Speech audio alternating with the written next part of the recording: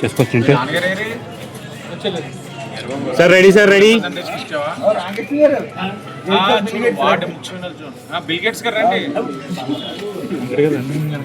Sir, ready sir. Okay sir, ఓకేనా? 100 kV trip అవుతుంది అన్నారు లో వోల్టేజ్. ఇప్పుడు 100 kV డబల్ చేసాం అంటే మీకు ఇంకా ట్రిప్ అయ్యే సమస్య ఉండదు. ఇప్పుడు ఓపెనింగ్ అంతే, పట్టుకోండి.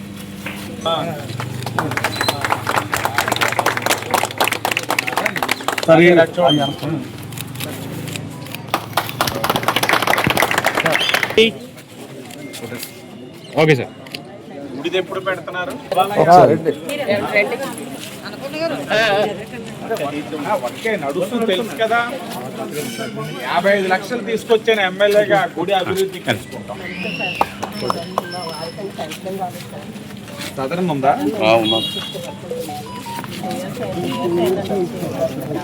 ప్రసాద్ వీళ్ళకి కొత్త రావడానికి పైనుంచే సిగ్నల్ ఇవ్వాలి, అప్పుడే ఇవ్వగలుగుతాం.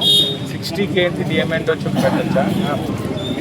నేను ఆల్టర్నేటివ్గా ఏమైనా ఉందేమో నా ప్రయత్నం నేను చేస్తాను. అదే నా ఆల్టర్నేటివ్గా అంటే ముఖ్యమంత్రి గారు ఆమోదం తెలిపితే అర్హత ఉన్న వాళ్ళు అందరికీ అవుతుంది. ఆ లోపు ఇది ఏదైనా ఆల్టర్నేటివ్గా అవుతామో నా ప్రయత్నం నేను చేస్తాను. అలా చాలా అదే నిన్న కూడా ఎవరో రోడ్డు మీద ఆగి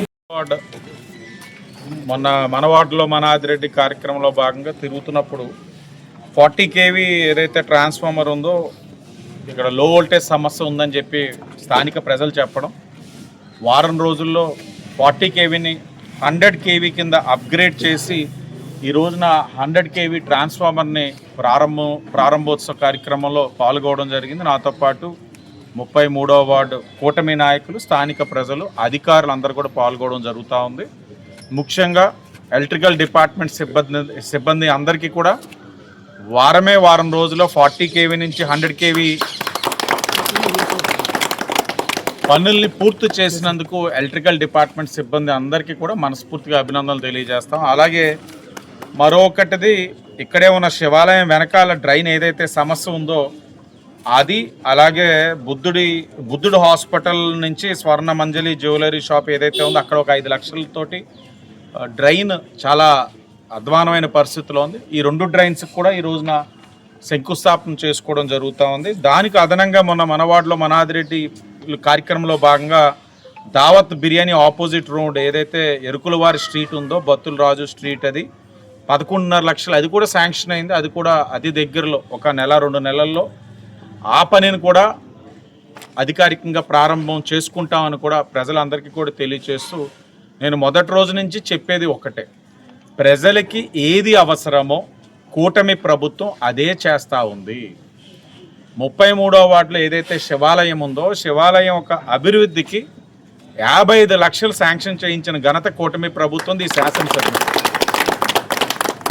ఎప్పుడు కూడా లేదు. 55 లక్షలతోటి ఆ శివాలయంలో పనులు జరుగుతూ ఉన్నాయి. అతి దగ్గరలో మళ్ళా ఆ దేవాలయంలో ఉన్న భక్తులందరితో కూడా సమావేశం ఏర్పరచుకొని ఆ జరుగుతున్న 55 లక్షల పనులు సమీక్షించి వారి దగ్గర సూచనలు కూడా తీసుకోవడం జరుగుతూ ఉంటుంది.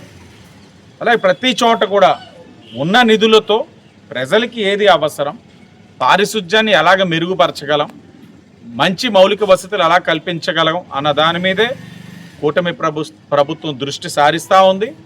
మరొక 140 కోట్లు పుష్కర పనుల్లోని డ్రైనేజీలకి ఆమోదం తెలపడం జరిగింది. ఆ 140 కోట్ల పనులను కూడా అతి దగ్గరలో ప్రారంభం చేసుకొని నగరంలో డ్రైనేజ్ వ్యవస్థనంతా కూడా ప్రక్షాళన చేసి ఆరోగ్యకరమైన రాజమహేంద్రవరం స్థాపన కోసం కృషి చేస్తుంది కూటమి ప్రభుత్వం అని కూడా తెలియచేసుకుంటూ అందరికీ ధన్యవాదాలు.